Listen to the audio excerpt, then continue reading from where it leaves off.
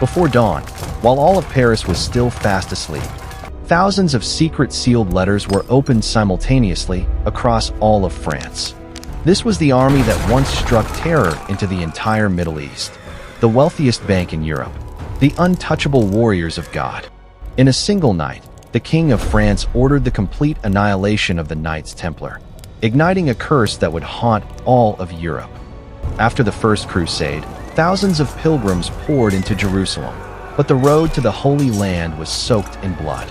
In 1119, just 9 poor knights, led by Hugues de Payens, swore a solemn oath to protect these pilgrims with their very lives. Their own seal showed 2 knights on 1 horse, a symbol of their King Baldwin II granted them sanctuary directly atop the foundations of the ancient Temple of Solomon, and from that, the name Knights Templar was born. For nearly a decade, there were only 9 of them. No money, no fame, only a vow. We have nothing, but we will guard this road with our lives. But those 9 impoverished men were about to lay the foundation for an empire that all of Europe would come to fear. In 1129, the Church officially recognized them at the Council of Troyes. Saint Bernard of Clairvaux, the most powerful man in Europe at the time, personally drafted the order's rules.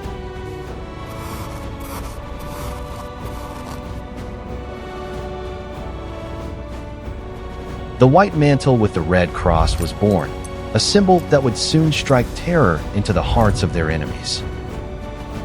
Wealth, land, castles poured in from across Europe.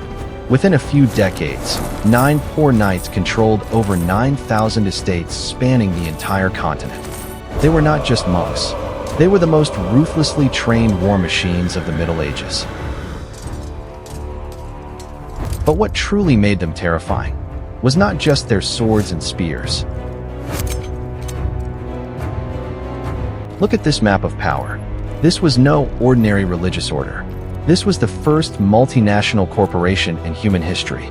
They invented history's first system of credit.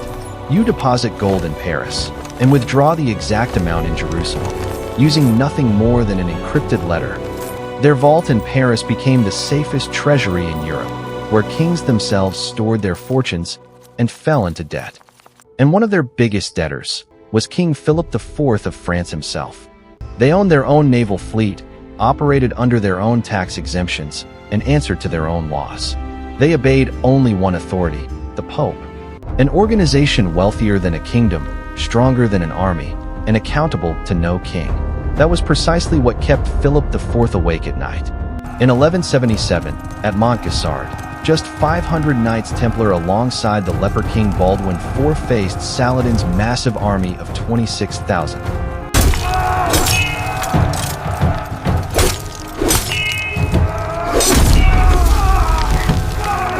The result was one of the most unbelievable victories in military history. Saladin narrowly escaped with his life. From then on, the mere sight of the white mantle with the red cross approaching caused armies to flee before the battle even began. Yet that absolute military might proved to be a double-edged sword.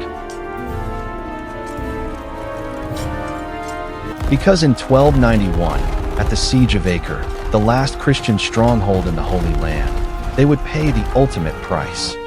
The Holy Land fell. The Templars' original purpose, to protect Jerusalem, was gone. They returned to Europe, but no one needed them anymore. Returning from failed campaigns, King Philip IV was drowning in debt from his wars with England. And his largest creditor was the Knights Templar, sitting on a mountain of gold right in the heart of Paris. Your Majesty, a debt to God's own knights cannot be repaid, but a debt to heretics can simply be erased. A ruthless plan began to take shape in the shadows. Even Pope Clement V, the only man with authority over the Templars, was nothing more than a puppet in Philip's hands. Hundreds of secret sealed letters were dispatched across France, with a single strict command, to be opened on one specific day. Friday, October 13th, 1307, before dawn. At the exact same hour, on the exact same day, across all of France, thousands of Templar Knights were arrested without a chance to fight back. By what right do you seize the Order of the Temple? The charges?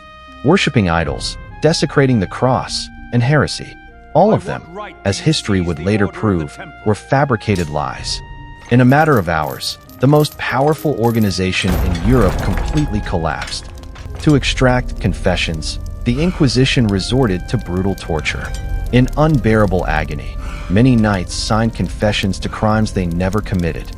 Even Jacques de Molay, the Grand Master of the entire order, was forced to confess under duress. But the story didn't end there. The worst was yet to come. 7 long years, Jacques de Molay and his loyal knights endured endless imprisonment, interrogation, and relentless torture.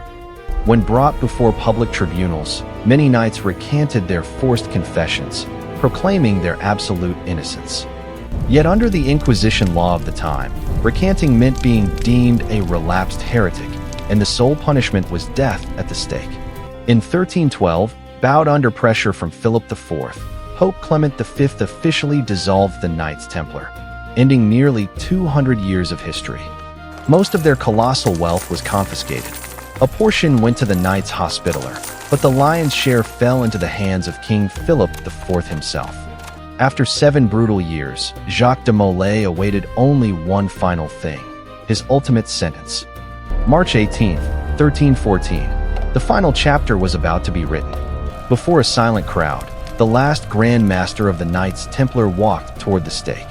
They say that even in his final moments, he showed no fear. God knows who is wrong and has sinned. Soon a calamity will occur to those who have condemned us to death.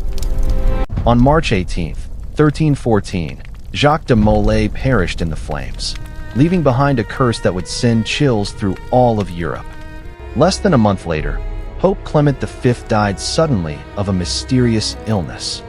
And just 8 months later, King Philip IV himself, the man who ordered their execution, died in a mysterious hunting accident. Molay's curse, it seemed, had come to pass. Since that day, the legend of the Templars has never died. Some say their descendants laid the foundations of Freemasonry. Others believe Friday the 13th became an omen of bad luck from that fateful night. Yet one unsolved mystery remains above all else. On the night of the arrests, the entire Templar battle fleet at the port of La Rochelle vanished without a trace. Along with it went the vast treasure they had amassed over nearly 200 years. No one has ever found it. Where did that treasure go? And why did the fleet disappear just hours before the raid? The answer awaits in the next episode.